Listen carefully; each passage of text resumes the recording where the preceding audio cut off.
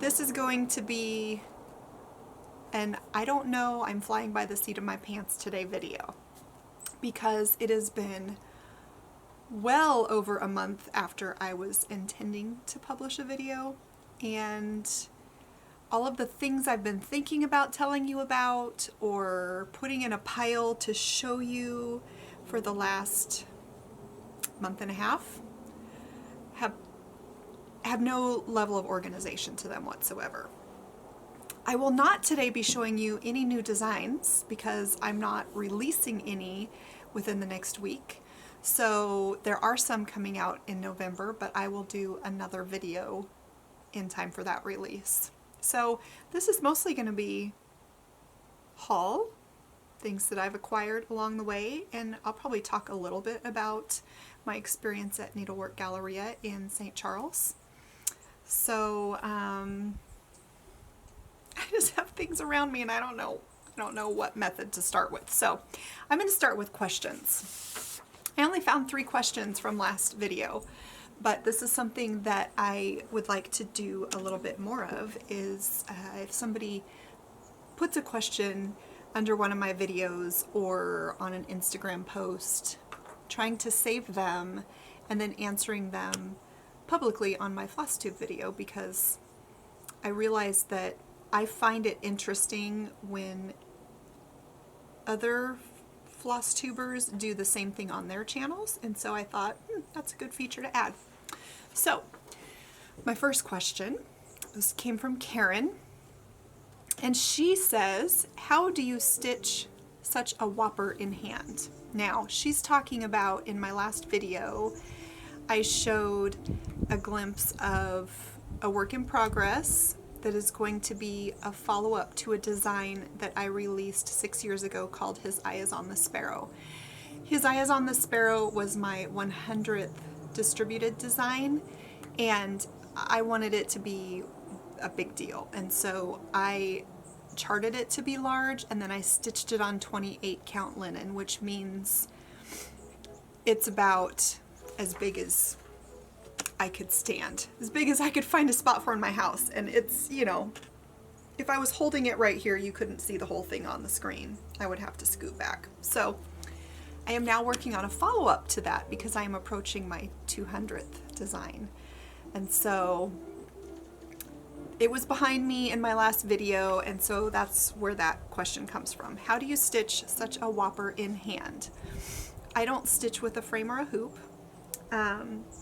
I've always stitched in hand. It's how I taught myself when I was young, because I didn't know any different. Nobody taught me to stitch.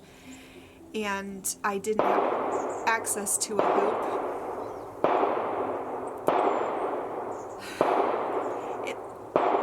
It's a little hard to find quiet around here. Today is Sunday. We had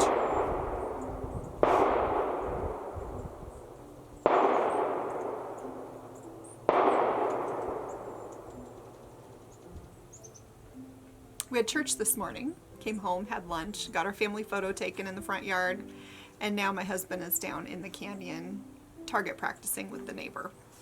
They're shooting handguns, I think, and they've got paper targets that they hang from branches, and they're shooting just for the fun of shooting, or I guess in case the zombies come. My husband grew up hunting, shooting bows and arrows, guns. He is an extreme safety advocate when it comes to firearms, and so I guarantee you that where they are set up down there, there's no chance of anybody possibly getting injured, and there is no intent of harm to anyone taking place down there. He doesn't really even hunt anymore. He just enjoys trying to hit small targets with really fast moving projectiles, and that's something that he loves, and I'm okay with it, because when he's done, everything is locked up behind a super thick walled combination safety gun safe that he and I are the only ones that have the code to. The weapons are never loaded when they're in there, so I don't have a problem with it. If you do, that's a discussion not for here, so I'd rather you didn't comment below. Oh, how do you stitch such a whopper in hand? Maybe I should go grab it without really showing it to you and sort of see if I can demonstrate. Oh, here. Hold please.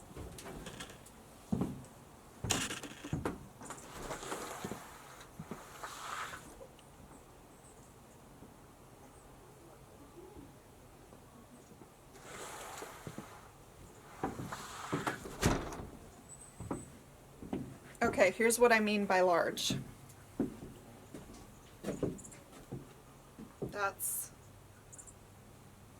That's my piece of linen. It's a bit like stitching on a blanket. Oh, for Pete's sake. There they go again. It's a bit like stitching on a blanket. So I don't use a frame or a hoop. That's what stitching in hand means. And basically what I do is I have this whole piece with my holding hand underneath, and I sort of gently hold the fabric like that, and then the area where I'm stitching is, you know, just right there in my hand. I find it very comfortable. I'm curled up on a chair, I've got good light, I've got my readers on, I've got a great show on Netflix or an audiobook, and I just stitch away. The most awkward part is when you have to, you know, access the back, so I have to kind of flip it forward, you know, do whatever I'm doing on the back, flip it back. So it's just this, it's like a lightweight blanket in my lap that I'm working on, and it's what feels the most natural to me. I have a really hard time using a frame or a hoop because I feel like it slows me down. I'm a really very fast and efficient stitching on top of my fabric. My hand rarely goes to the back, and I can do bi-directional, and you know, I may lose some of that flexibility in future years, but for now I still have a lot of finger and wrist dexterity, and that's just how I do it. So let me know if you want a better view or description of that. I realize this isn't the, you know, optimum way of showing you, but I just wanted to give kind of a quick look. By the way, Karen is in Denmark, and she says she was taught to stitch in hand by her Danish mother, and hoops or frames were just not a thing. She usually rolls up large projects as she stitches them and starts at the top and works down to the bottom so as not to scrunch the stitches while holding the fabric. But even so, it's a bit cumbersome, so she's asking if I have any tips. I usually would roll mine as well, but I'm doing something fun with this project, and that is that every single morning I am pinning it onto a large piece of foam core and taking a picture from the same angle and perspective, so that when I'm done with the project I can string it all together sort of like a stop motion video. You won't actually obviously see the stitches going in, but you'll be able to see day to day to day to day any progress that was made. I'm really excited about it. The hardest part is going to be lighting. We get lots of clouds in Oregon, which makes the photos look cooler, and then when the sun's out the photos are nice and warm, and so you're definitely going to see the Oregon weather reflected in the tone of the pictures, unless I spend a lot of time editing each one, and I don't know that I want to do that, but I'm looking forward to March when this pattern is released, and I can also put that little video on to I'll probably put it on as its own little thing on my FlossTube channel, maybe with some music or something. I don't know. It'll be fun. So let me know if you want a better view of how I stitch in hand on a piece so large. The next question, Darla asked, do your bees know you? So I've been keeping bees for about 3 years, just a couple hives, and I don't think, Darla, that my bees really know me. It does seem that when I'm inspecting the hives and I open up the hive, there's an initial like increase in buzz volume, you know, as the bees are like, okay, what's going on? Why is our roof coming off? But they then settle down when they realize nobody's in there to harm them. And I tend to be very slow and gentle and careful, and I make sure I'm calm when I go to visit the bees, because they do seem to notice if I'm in a hurry or nervous or impatient. So I don't feel like they really know me. I feel like they just become accustomed to their environment, and if nothing is alarming them, then they're not going to cause me any harm. I've actually inspected the beehives without any protection other than over my face, like a mesh net. And the only reason I've gotten stung when I've done that is my own carelessness in letting a bee, you know, crawl on me and not realizing I was there, and then bending my arm. I got stung once in the crook of my arm because there was a bee in there and I bent my arm. And so of course, if you were getting squished by a giant arm, you would sting as well, wouldn't you? So generally speaking, the honeybees in my area are not aggressive unless they feel threatened. And there's usually just cause. So I wish they knew me personally, but I'm skeptical that they do. Final question. Becky asked, do you cross each stitch as you go with the sewing method? I personally do most of the time. There are times when I don't. If I, like, say I'm stitching the branch of a tree and there's just a tiny scrawny little part that isn't attached other than, you know, there's a little branch going off, I will stitch one way and then cross back to meet up with where I was at, because it seems more efficient to me that way. But generally speaking, I cross as I go because I use over-dyed cotton threads for the most part, and I like a stronger variegation. I choose colors based on strength of variegation, if I want it or don't want it, and then I will cross as I go to emphasize that.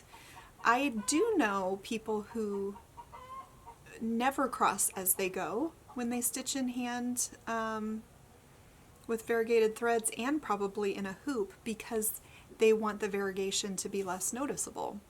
So it's my personal preference to cross as I go, and I guess that's the answer to that. Let's talk about Galeria. Needlework Galeria is a retail show in St. Charles, Missouri that took place back in September.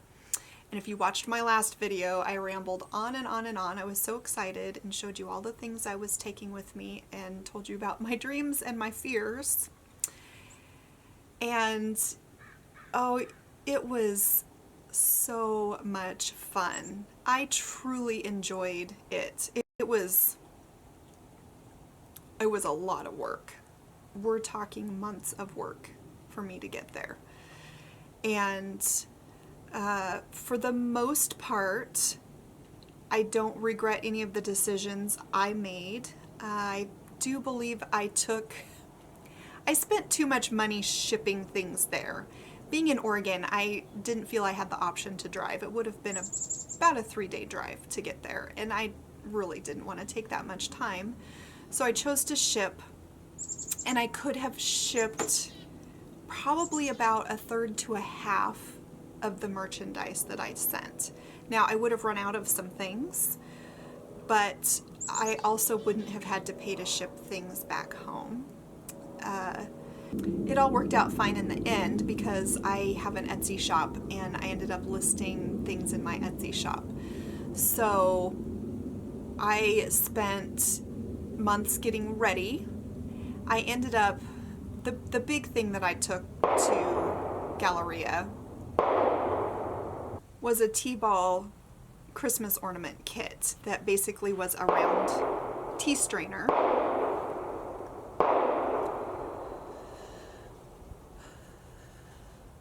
with flosses and pattern and needle that you stitch on the actual tea strainer mesh, the metal mesh. I suppose I could be shooting this video inside the house, but it's so beautiful out here.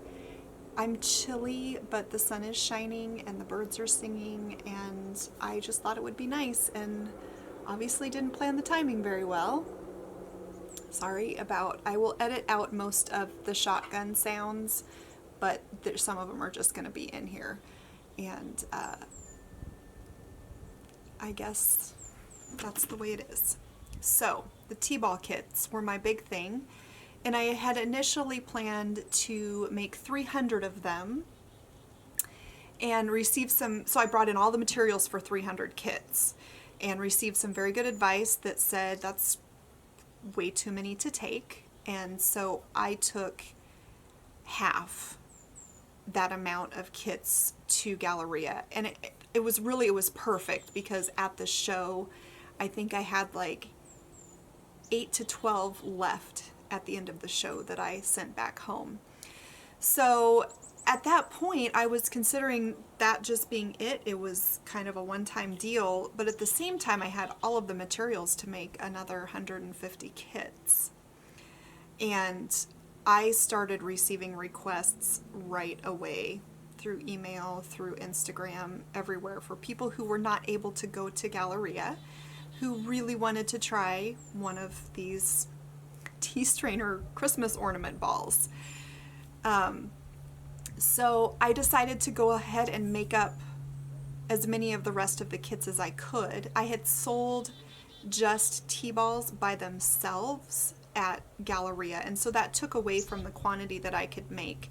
But I ended up listing a couple of different batches of ornament kits in my Etsy shop, and you all had me working my little bottom off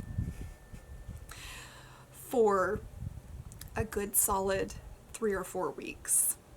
And then just when the orders tapered off, I decided, oh hey, let's list the pattern all by itself, and oh, by the way, I have enough to make like 50 more kits to use up the rest of the thread I had. I brought in some more T-balls and I made up 50 more kits. Surely nobody else is going to want to buy them, but I'm going to do it just because I have the materials. And there went another weekend. Don't get me wrong, I'm not complaining. It has been the most amazing, from a business standpoint, 2 months because of your interest in what I have put together. And the creative inspiration comes to me from the good Lord in heaven. I really believe that the way I was created and designed and wired, and these ideas literally come to me out of what seems like nothing, out of nowhere. An idea will pop in my head and I'll be like, oh, I'll give that a try. And inevitably I do, and you all just support me in such a lovely, encouraging, and kind way. And so I get to keep doing this, and I am so, so thankful. Thank you. If you're one of those people that ordered from me, that met me at Galeria, that has ordered anything from me afterwards, thank you. It has been a kick in the pants. It's been a lot of fun. It's been a lot of work, and the main reason why you haven't seen my face on YouTube because literally not been able to carve out the time because I also have 2 middle schoolers. My husband works from home and he's on the phone a lot, and so even with the door shut, there's always some level of noise in the house, and is a big reason why I don't record more often, because I think better, I form sentences better, it's easier for me to film and talk to you when there's nothing else going on around me. Sunday afternoon, like today, feels like the perfect time to record videos, and I'm gonna have to remember that, because other than finding a quiet space with no gunshots in the background, this has been lovely. Okay, I'm gonna stop rambling and I'm gonna show you some things. First, look at my new pretty. Here, focus right here, camera. It's vintage. I don't know how old, 50s or 60s maybe, and I think that it's factory made. I mean, it kind of looks hand stitched, but it kind of doesn't. So it just, a little bracelet that looks like this. I found it on Etsy. It was new old stock, so it apparently was not previously owned or worn by somebody, or if it was, they took very good care of it. Isn't it pretty? Everything old can be new again. I believe that. I have to believe that because I'll be 45 this month. There was a day when I thought that was old. Now I don't believe it's old because I can't possibly feel the way I do and be old. Am I right? I also, here's another bracelet. So this is a kit that I've had kicking around for a long time that you apparently can't buy new anymore, but it's just a vegan leather, which means it's not leather, cuff that's pre-drilled with holes, and then it came with a couple of designs that I didn't like, so I made my own design. And I don't know if I'm actually gonna wear it. Is that silly? I don't like how white it is. But it's pretty, and I might hang it on my wall somewhere. So hey, I guess that's an FFO, right? That's an FFO. Good for me. Look, there's the back side. Not too bad. I wasn't real careful. Here is another lovely sort of cross-stitchy thing. So I love me some, I have longish arms, and I find that my wrists are often cold in the wintertime, and so I wear these type of things a lot. And look how cute! I like to have free thumbs because then I can actually stitch with these on too. So I got these on Etsy. There's the little tag. I think the shop's name is V Knit. I will put shop names down below for any item that I show that I know you could get from the same place. This bracelet, I'm not going to link that shop because they only had one. But if you go to Etsy, you should be able to find some more. Probably eBay too. Anyway, that's kind of a stitchy thing. They look like cross-stitch roses. I'm going to leave those on because I'm getting cold out here. Look what I just got for an early birthday present. This thimble, it's silver, and it's got this really beautiful enamel, I guess, pattern on it of little roses on a white background.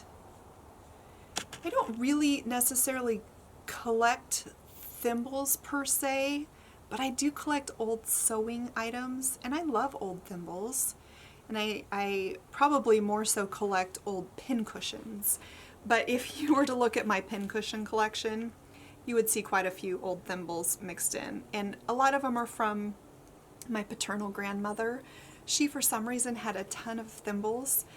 And she was at her tallest, probably still under 4'11", and she has some tiny itty bitty little thimbles from, I think, when she was young and first learning to stitch. that are, I mean, they look like they were made for not even like a little girl. They look like they were made for a baby. They're so little. So most of my thimbles I have are sentimental in that way. But that was a really lovely early gift from a dear friend who knows me well. Put that here. Here's something I recently acquired.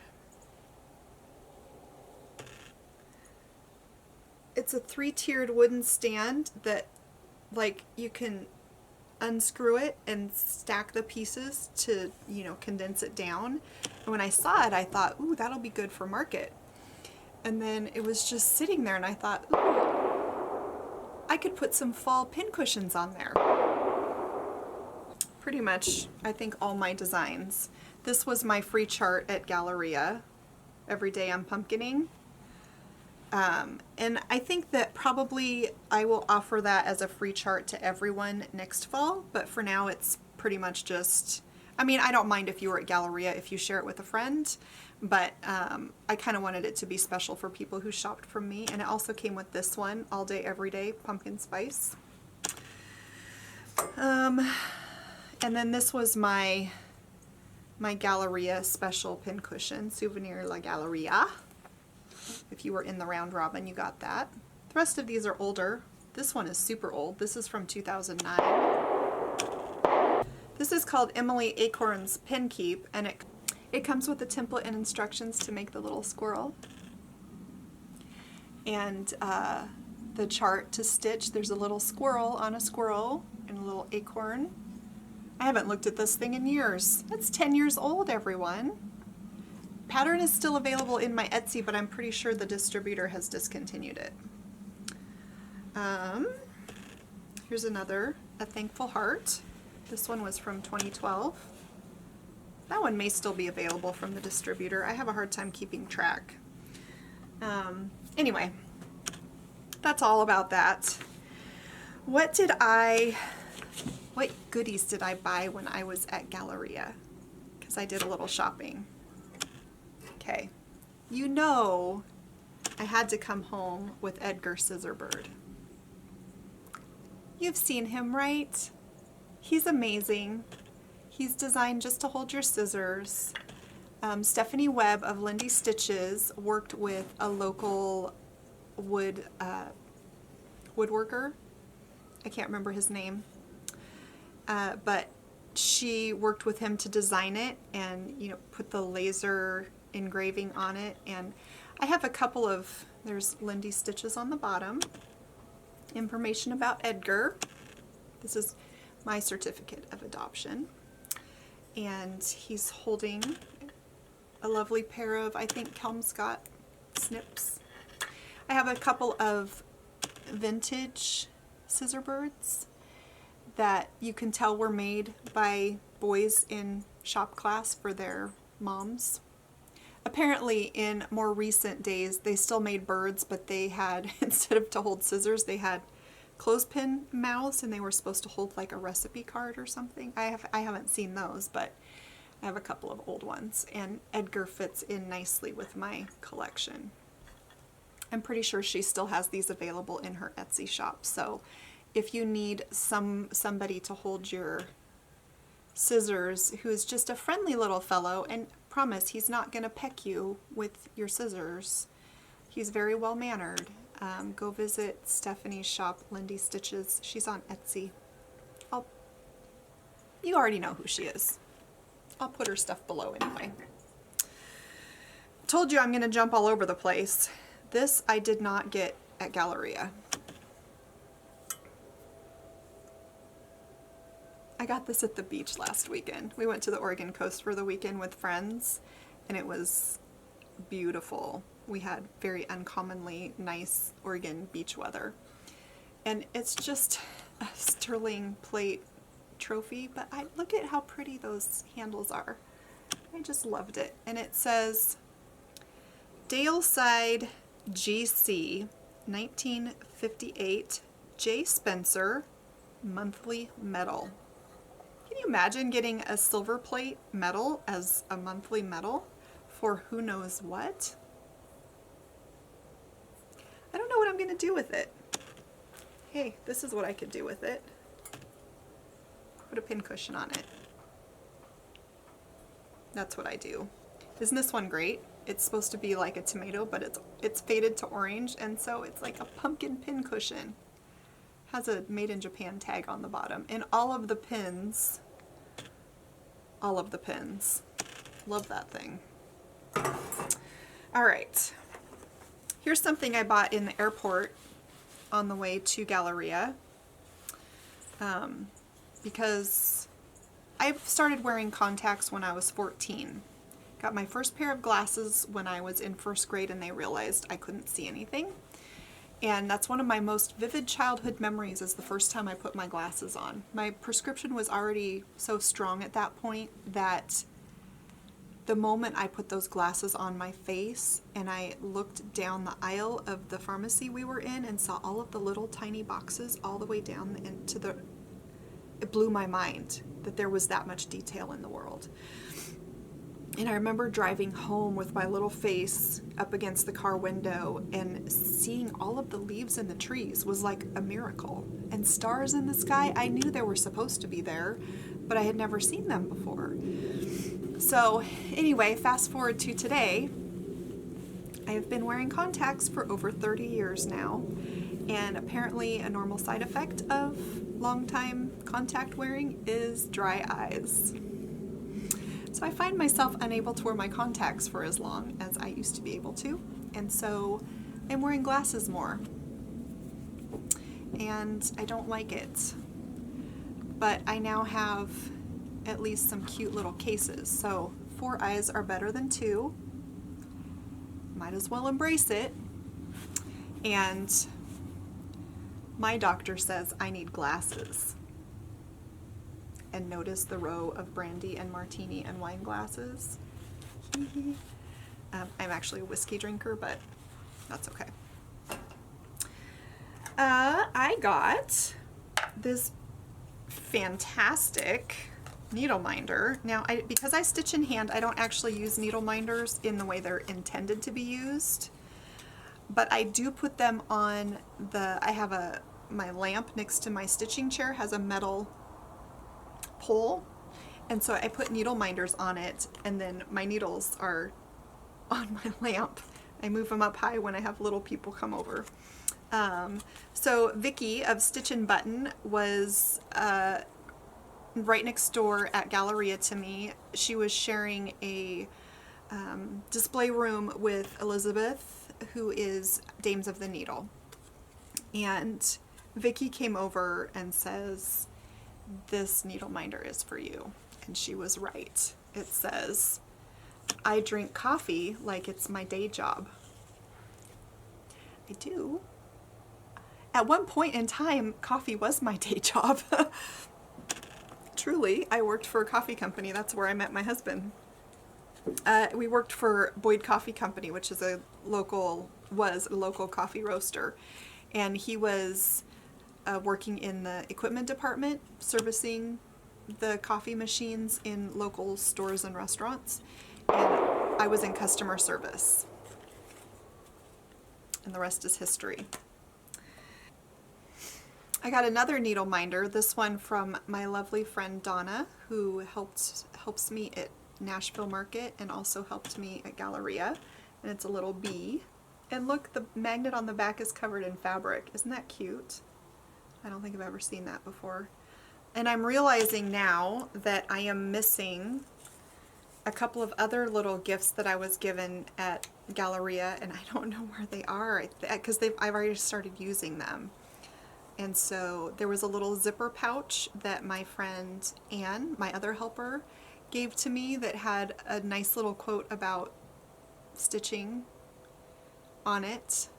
And that one has been put to use and is, I believe, in a project bag right now. Sorry, Anne. It's not because I don't love it. Obviously, it's because I do love it. The next thing I want to show you is this great little tray. You see the laser honeycomb and bees on the side? It's got little notched corners. It's just a lightweight wood. And this is, the company is called Joseph's Workshop. I believe the gentleman, I think his name is Todd. Hopefully I'm right. Their room is right around the corner from me at Nashville Needlework Market. And they also do etching on stainless steel insulated tumblers. They have needle minders. They've got all kinds of great things. But I saw this and I was like, oh, can I buy one of these from you? And would it be okay if I designed something to go in it? They were like, sure. So I'm still pondering, but I love the idea of having a design in the bottom of this and having it be a resting place for things. We all need resting places for our things, right? Right. So that's to be announced at some point in the future. I would love it if I could come up with something great before market, but we'll see. My plate is already very full right now with very exciting things. I picked up from, oh, I'm referencing my Nashville book.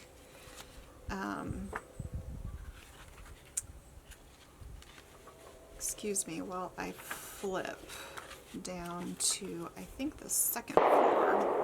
Oh good, shooting will commence while I look. Yeah, okay, Tiny Modernist. She had these Japanese tapestry needles that I usually stitch with a petite, but she convinced me that I need to try these. They're a Hiroshima needle. And for all of the atrocities there alone, I mean, that's a lame reason to use needles. That just seems petty, but they're actually made in Hiroshima, which I think is amazing because that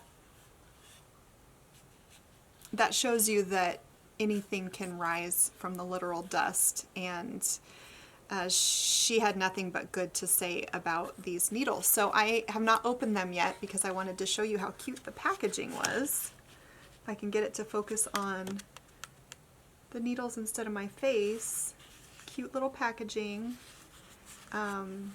So stay tuned. I will let you know what I think about the needles once I give them a try. I also got from her, and also it appears Japanese. You guys, these are fantastic. Okay, cute little box. Ooh, hummingbird behind me. You can hear it, but I doubt you can see it. Oh, you can see the telescope. All right, tiny little fringe. See that? Little leather pouch. And what are they? Wooden little pads for your fingers. They're tiny little snips. Look at those. Again, I haven't used them yet. I'm super excited to use them. What do they say on there? Canary? Is that the name of the model? I don't know. It said canary on the metal. But this is Japanese, so I don't know if that means canary in Japanese. So, we'll also let you know. I also came home with a lovely assortment of linens from Dames of the Needle. I've used her linens in the past, but not a lot, and I'm not really sure why. The colors are probably not going to show up real well because of the angle of the light. But this is a Americana froth, and it's sort of a pinky stone, really nice color. I'm not a big fan of pink, but if it's kind of a neutral with a little bit of a hint of pink, I usually like it. This is Brun Lapin. I don't know if I'm saying that right. I'm sorry. Which is a nice stone color. We have Sooty Santa, which is probably my favorite of the ones I got from her.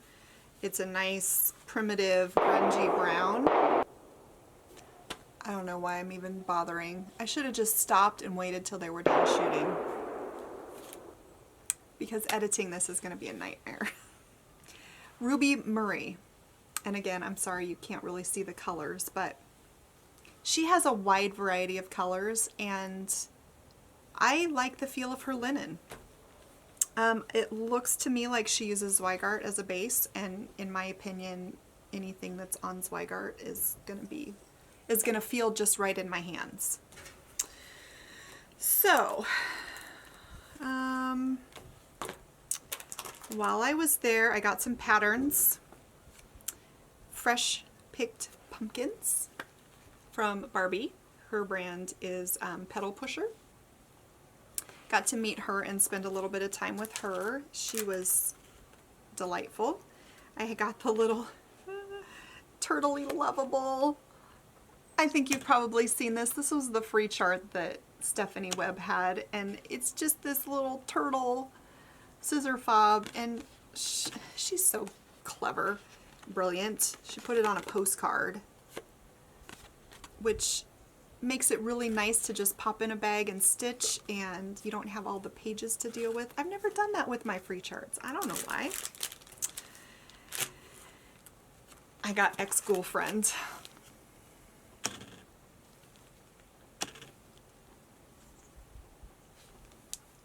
Please let that not be my freeze frame.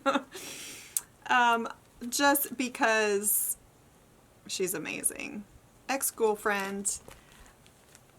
I'm really gonna stitch this. I don't do a lot of extra stitching outside of my own models. I stitch almost all of my own models, and so therefore I have not much time for anything else. But how fun. I love the green. I love the colors, and I just love the fact that it's quirky and totally outside of my normal aesthetic, completely. So of course I bought the accessory pack, so now I really have to stitch it. Grungy ribbon and lace and twine and fabric and all of the instructions. What is this? Oh, we'll save that. I participated in the round robin as a designer, not as a participant that got the kits, but most of the designers brought some extras, and when I saw this one, I was like, can I please buy one of your extras? And so I got to come home from Cross Stitch Antiques with Pieces of Innocence 1840. And it has the linen and the DMC.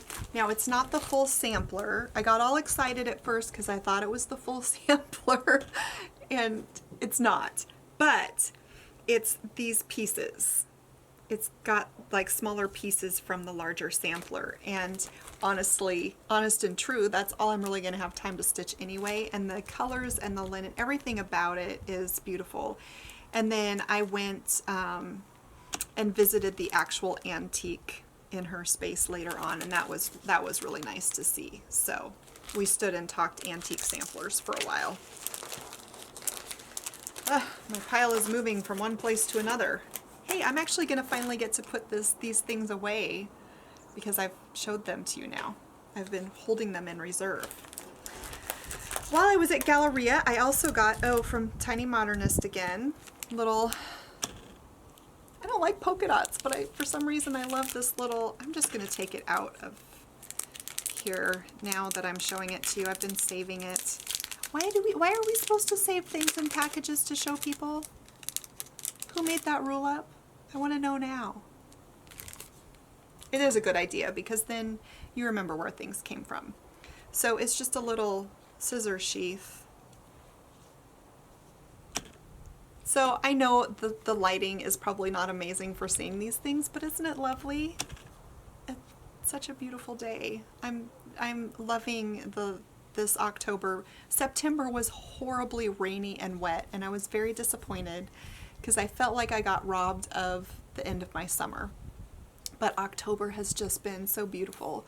Granted, it's probably 48 or 49 degrees out here, and I really should have a sweater on. But the sunshine is so pretty, and the angles of the light this time of year, and all the color changes. It's really one of my most favorite times of the year. So you may not be able to see the lovely plummy purple. Purple's not, I usually don't even like purple, but this plummy color I like. And I don't like polka dots, but I like these polka dots. Just reinforces that the idea that we should never say never. Never say never. You just don't know. With age comes wisdom. And from the lovely Sharon, the purple thread, I had the pleasure of spending time with her at Salty Yarns last September, and we got to spend more time together at Galeria this year, and she is just a delightful woman.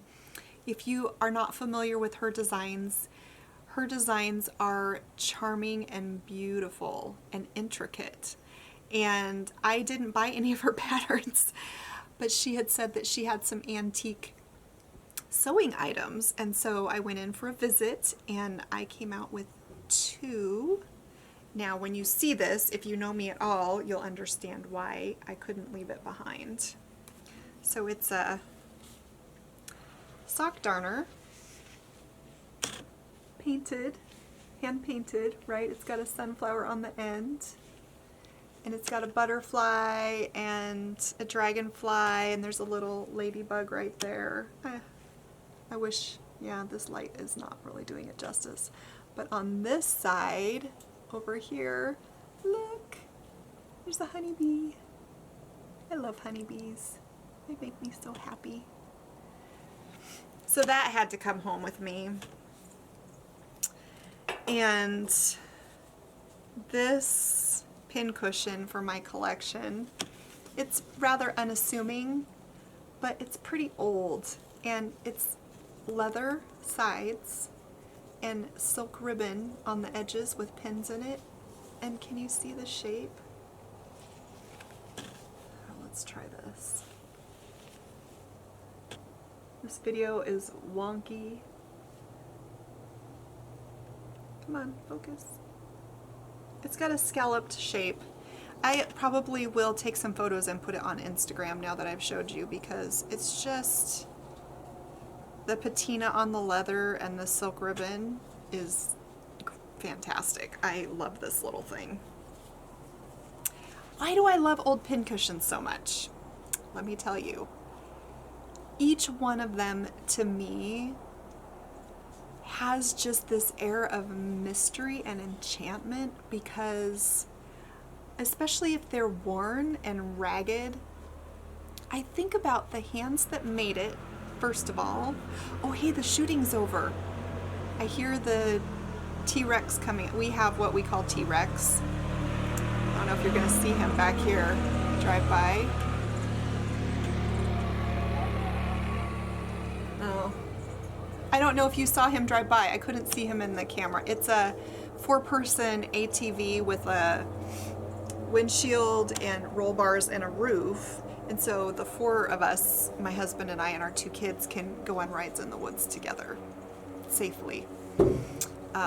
You know, like if we were to lose traction and roll, we've got seat belts on. And anyway, what was I saying?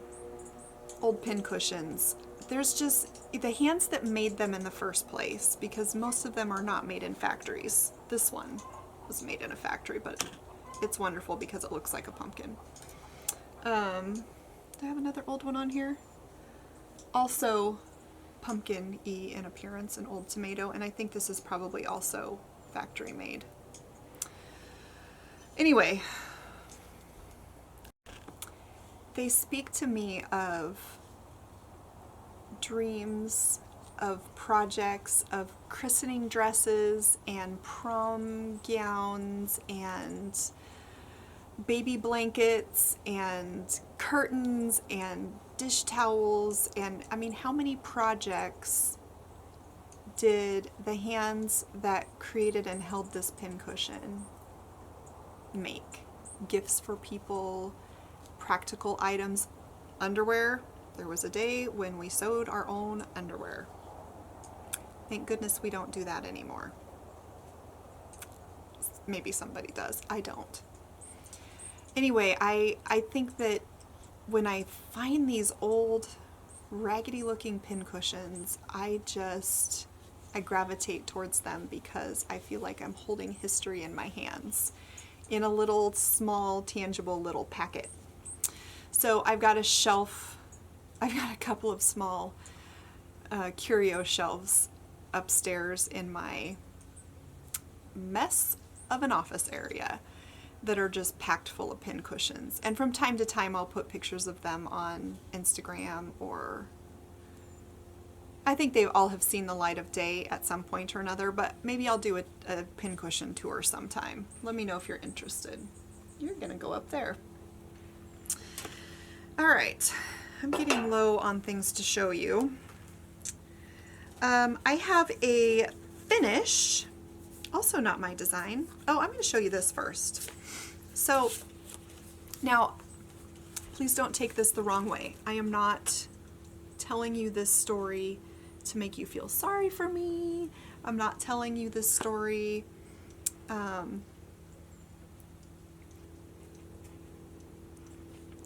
am not telling you this story. By the way, Burt's Bees Tinted Dahlia, the only color I ever put on my lips. I'm not asking for anything.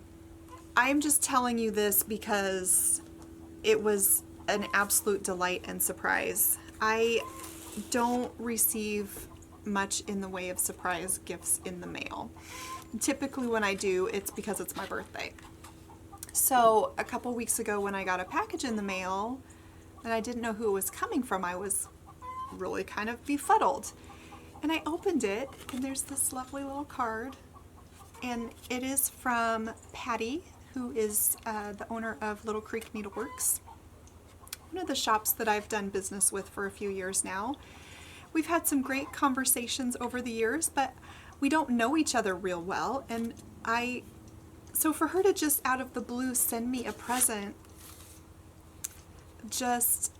it meant the world to me. It was amazing. So I'm telling myself it's an early birthday present because that's typically when I get things. Anyway, the card says, what does it say? Basically says, I saw this and I thought of you. Huh, I wonder why.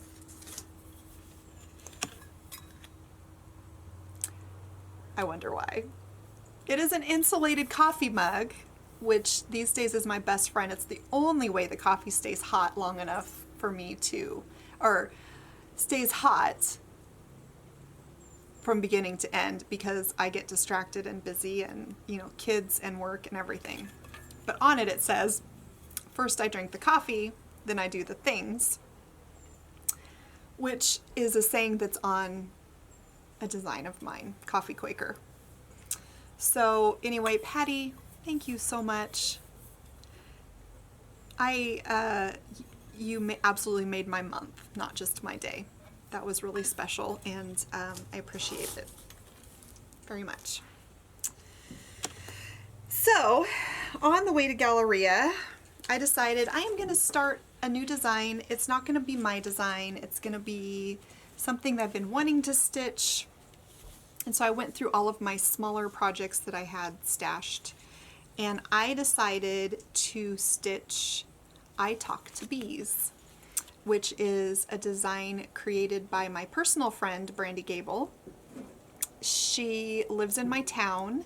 We have played in a band together and have known each other for several years now. Brandy, I don't remember exactly when we met. Katie was probably a baby or really young, and she is 12 now, almost 12. Anyway, Brandy designed this with me in mind because of me and my beekeeping, and if you ask me a question about bees, you might not ever get me to stop. And so she's learned that she probably shouldn't ask me about bees unless she really wants to know. But it says, I talk to bees, their wings whisper back.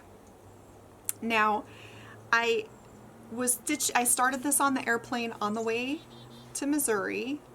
I stitched on it some in my room one evening, and I had very little that I had left to finish, and I finished it like within a day or two of getting home. So I have a finish, but not an FFO. I haven't turned it into anything yet.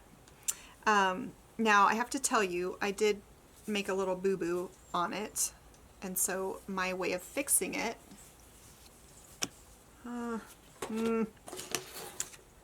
Mr. Sun, Mr. Golden Sun, please shine down on me. All right, so there's my finish. And the thing that I messed up is I don't like backstitching, and Brandy has backstitching on her bee, and so I was like, okay, I'm gonna change the bee a little bit, and in the process I stitched it in the wrong place. This little guy, I made him too low. I don't know why, because I know how to count. And so my way of fixing it was I added another bee. So otherwise, oh, and I didn't use, she called for DMC, and I didn't have all of the DMC, and so my habit when I'm stitching designs that are not my own is I pull from whatever thread colors I have that are no longer true to the current dye lots. So if I have threads that were given to me by the Gentle Art, for example, Weeks Dye Works, but I have newer dye lots that are noticeably different from the older ones, those older threads go into a different location so that I don't use them in designs and then have them impossible to replicate for you in the stitchy world. So I chose the main part of the bee or the beehive, not the darker stripes, but the main part. I used Gentle Art Brandy because it was designed by Brandy. And it looks great on there. It's just the right color for it, I think. Anyway, I thoroughly enjoyed stitching it. If you're interested in stitching the same design, you can find her on Etsy, and I'll put her shop address below. Her design name is Bojo Mojo Design Co. And she also has a FlossTube channel, which I'll put below. My good friend Brandy.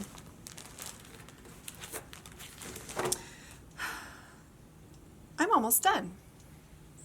I didn't really talk about Galeria that much, other than for the first time in my life, I was the girl with the line at the door when I opened up on the first night. So at Nashville Needlework Market, I am on the same hall, but on the opposite end from Brenda Gervais and Blackbird Designs and Kathy Barrick. And it seems like every year at market for the last 5 years, one of them has had a line. Now, Kathy Barrick has only been upstairs next to me. I think this year was the first year. Is that right, Kathy? Has it been 2 years? Maybe 2018 was the first year. But Brenda and the Blackbird ladies have been down at the end of the hall, and Paulette Stewart is on my floor as well, and they all have had lines out their doors, and I just think, oh, someday when I grow up I want to have a line out my door. Well, you all lined up outside my door, and I can't even tell you, I felt like getting in line with you. I was so excited. I don't feel like you're really in line for me and my things. It's this weird thing where how can I possibly be doing what I'm doing, because I feel like I'm just a regular stitcher. And so to show up from dinner, and I was pushing it because I think the doors opened at 6 and I was showing up at my room at like 5:45, and there were people waiting out. I was like, oh hey, oh, you're waiting for me? We had a lot of fun, and I took a selfie, and then they all came in the room when the door opened, and we could barely move inside the room, and yet somehow everybody, we just turned it into a haha funny situation as much as we could. I got stuck on the kitchen side of the room and realized I should be by the door helping Donna check people out just to help move the process along faster, and I almost couldn't get through the room. It was that tight, and it was amazing. I can't even tell you how incredible that felt. And sending pictures home to my family that, you know, they were like, wow.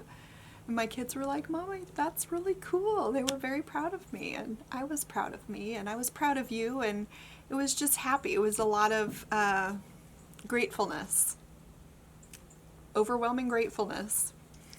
The interesting thing to me about Galeria, and I didn't think about this going into it, is I love Market. I enjoy Market so much. It's fun. I get to connect with people. But I didn't have anything to contrast it with because I'd never done a retail show. I'd never done any other Market events other than local craft shows years ago before I was designing. And the thing that struck me about Galeria is the atmosphere when contrasted with Market was so much more relaxed. Now, up to this point, I never thought of Market as anything but friendly, and sure, it gets busy and sometimes hectic, but everybody's very positive and the energy is always so inspiring. But what I realize now is that at Market, it's business. It's very friendly business and inspirational, but it's business. I mean, these are shop owners who are shopping for their customers, and they're making business contacts with you. That doesn't mean some of us aren't actually really friends in real life. It just means that the motivation is different. Whereas at Galeria, this was just a giant pajama party. People were there to shop and hang out and stitch and have fun, and it was noticeable. And even among the other designers and vendors that were there, I had more time to interact with other designers at Galeria than I ever have. And specifically, I already mentioned Sharon of the Purple Thread, but there were a couple of other designers that I actually met for the first time that I've been at Market with all of these years. There's more of us at Market, so that's part of it. We're on more floors, so I'm sure that's why we didn't bump in. And whereas at Galeria, it was one floor plus one extra corner. So I spent quite a lot of time with Stephanie Webb. My sister separated at birth. I'm telling you, we had so many people were like, oh, you guys that's your sister, isn't it? And we were like, nope, not related as far as we know. I think Stephanie, we need to do some genealogical research and find out if we share an ancestor somewhere, or at least like, what country are your people from? We need to find out because everybody thinks we're related. And I don't think it's just the hair. I think we have some facial similarities too. Anyway, spent a lot of time with Stephanie, and we got ourselves in a couple of pickles when we were out about the town, which were hysterical. And I figure we have to, since we only see each other like twice a year now, or once a year, we have to intensify that time together to really, be able to bond and create the friendship that usually you build over the course of years of time together. I was able to spend some time with Teresa, Kitten Stitcher. She was my neighbor, so I popped over with some whiskey a couple times and got to spend time with her and her son. We went and got pizza together one night, and that was just delightful. She is as charming and inspirational in person as she is in her video, I promise. I got to spend time with Vicki and Elizabeth next door, and then beyond that, probably the next person that I spent most time with besides my helpers was one evening downstairs getting in a conversation with Stephanie of Pam and Steph, right? You know who I'm talking about. So we chatted for quite a long time downstairs, and a little bit one day in my room she came by, and oh, there were more. I met I think you're the Sunshine Stitchers from over in Florida, and so many people who have been interacting with me on social media for years. Some of you even read my blog years ago when I consistently blogged and introduced yourself to me, and it was just so nice. It was like meeting a bunch of old friends for the first time, which only people in this world know what I mean when I say that, right? It's so weird that we spend time with each other in the privacy of our living rooms, but then when we meet each other face to face, it's like we're old friends. So it was delightful. I am concerned that I'm not going to be able to make Galeria work next year because I have such a full calendar. I still have a couple of events that have not been announced to my knowledge, so I can't tell you about them, but I can tell you so I'll be at Market in March. That's my first trip of next year. In April, I will be at teaching for a guild in Colorado, so that's a closed event. But in July, I will be at the Silver Needle with Erica Michaels Designs. Linda is actually the designer for Erica Michaels Designs. So the Silver Needle's big summer retreat, we will be co-teaching. It's not really co-teaching because we're not actually doing a class together, but we'll be the two teacher designers there, and we're throwing around ideas and trying to figure out how we can tie our designs together. It's going to be a lot of fun. Linda, I got to spend some time with her at Galeria too, and I've always enjoyed my conversations with her. She is a lovely lady to get to know, and I'm looking forward to really spending time with her in July. July in Tulsa, I am assuming is going to be very different from July in my part of the world. I'm expecting humidity and heat that will probably make my ankles and hands swell up like nothing, because all of my ancestors are from northern climates, and so I just have this instantaneous response when I'm in humid heat. It's not pretty. So, Lindy, please make sure there's lots of air conditioning for me. I've heard that the air conditioning is good, so I'm not really worried. So I'm teaching in April, in July, and then the yet to be announced are going to be in the fall. So if you've been wanting to meet me at one of my events, look into the Silver Needle in July. That might be the one for you. If that one doesn't work, then just be patient a little bit longer until the other announcements come out. I am loving traveling and meeting all of you Stitchers, and teaching at retreats is sort of scary but really fun. Everybody's so friendly and welcoming, and so far have been really easy to work with, and it's like a dream come true, really, to get to travel and teach. It doesn't really feel like teaching.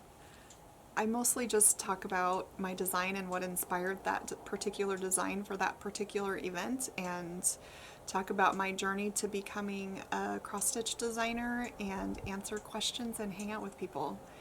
And I got a chance to do that recently, actually. There wasn't a design involved, but ANG, American, is it Needleworkers Guild or Needlepoint Guild? I'm so sorry that I don't know what A&G stands for. Anyway, one of the local chapters invited me to come, and that was a couple weeks ago on a Monday evening. I just took some designs in there, and only a couple of them have ever cross-stitched or regularly cross-stitch, and most of them are predominantly needle pointers or knitters, and it was a small group, and it was so much fun. I was like, I don't know how I'm gonna fill up an hour with my story, but before I knew it, the hour was over and I still had more to say. So anyway, that was a lot of fun. Who knew that this shy, introverted wallflower could come alive in front of people talking about needlework? I guess that's what I was made for. I don't know. I really don't have anything else I had planned to talk about. And I do want to mention that my mom and her quilting friends made about 75 project bags for me to take to Galeria. And between Galeria and some Etsy sales since then, more than half of them have sold, but I still have in the range of about 30 project bags listed in my Etsy shop. And the photos are horrible. I took them, so I can say that. They're really not great. They don't show the quality of these bags very well, and so I thought I would show you a couple on the video, and now I've got this backlighting. Maybe it'll make them look ethereal and glowy. Couple favorites that stand out. This one was made by one of my mom's friends. It looks like Denise. But it is this adorable vintage gray and pink kitty cat fabric. They are lined. They're quilted on the back. They're not super thick, but they're not floppy. And then there's this pink polka dot on the inside. It's a smaller bag. It's not... So this is a full-size large pattern, so one of those would not fit in there. But where's Stephanie's pattern?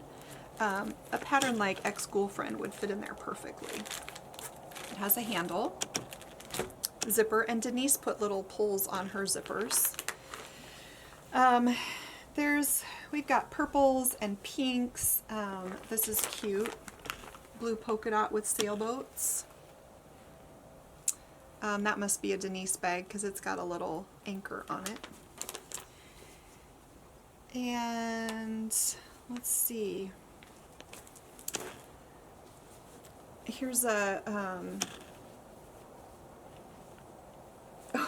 shoot, what do you call these guys? I know what these guys are called. I can't remember. Africa animal print, sassy, right? This one's got a bit of a cowboy print on the inside. Can you see that? Boots and hats and like a handkerchief print on the outside. You guys, nobody has bought these. I can't believe it. Look, they're Christmas dogs. How cute and funny is that? And then there's just the sun shining through, like a red and green Christmas stripe on the inside.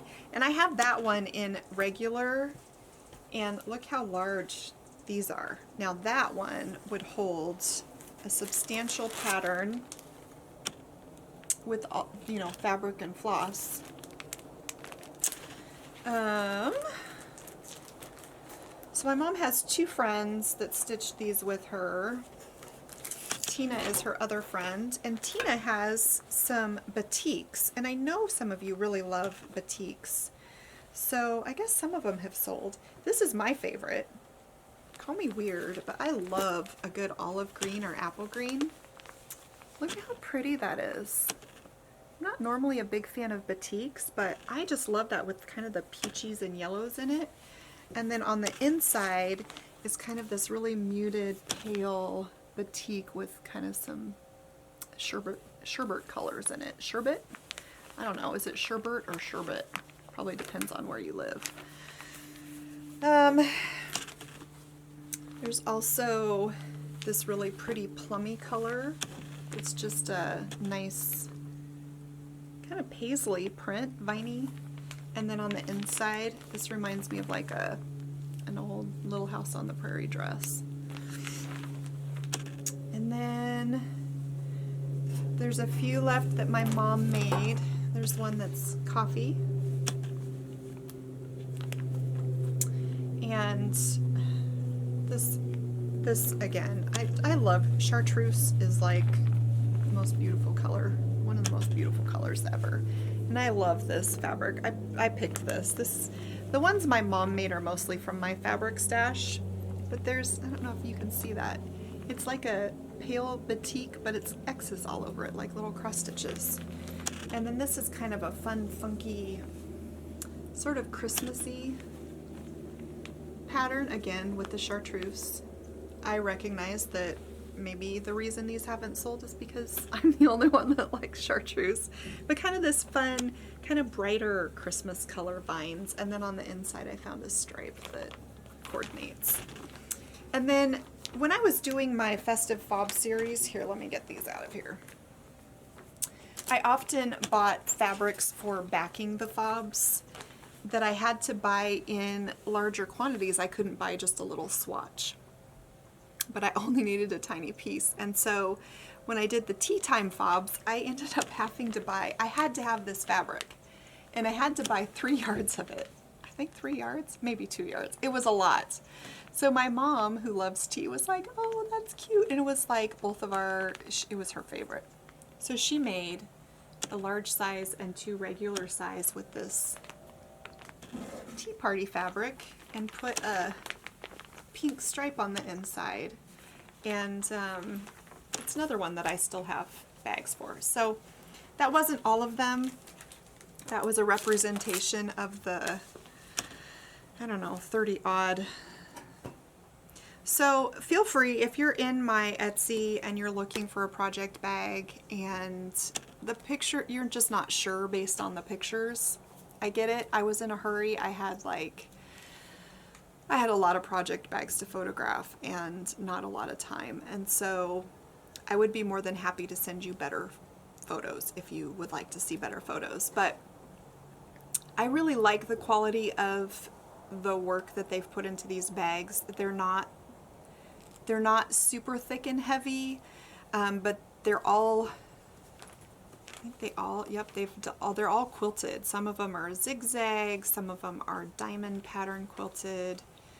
Often my mom, when she quilts them, if there's some sort of a pattern, she follows the pattern with her quilting. She has fun with it. So I know that there are a ton of great project bags out there. I get it. I don't know if I was even recording just then. I don't even know what I just said that I wasn't possibly recording. So I guess if I wasn't recording it, then it wasn't that important. So anyway, I think I was talking about my mom's project bags.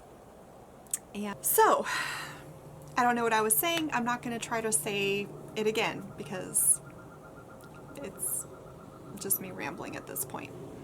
I've showed you everything I plan to show you.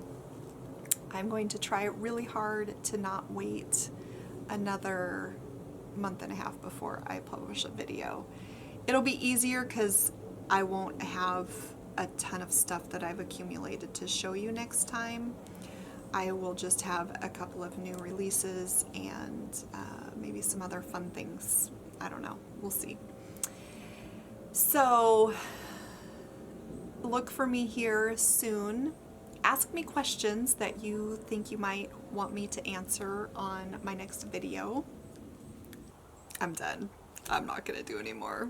I need to go get a cold glass of water and maybe also a hot cup of coffee at the same time, because why not?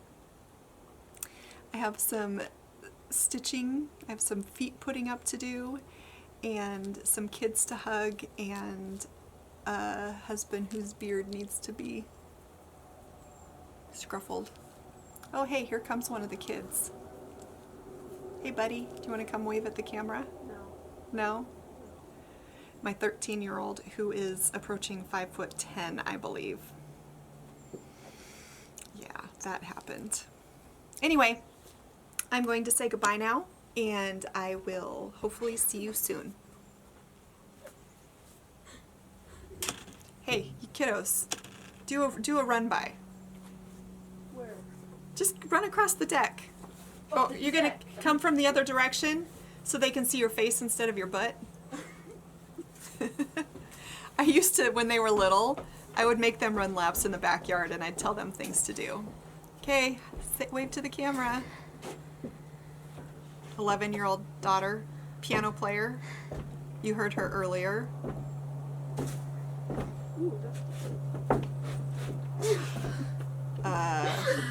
They get all their weirdness from me. You saw nothing. Son, up there, tall, 13. Say, wave bye to the camera. Bye. I'm not a 3-year-old, but okay. I didn't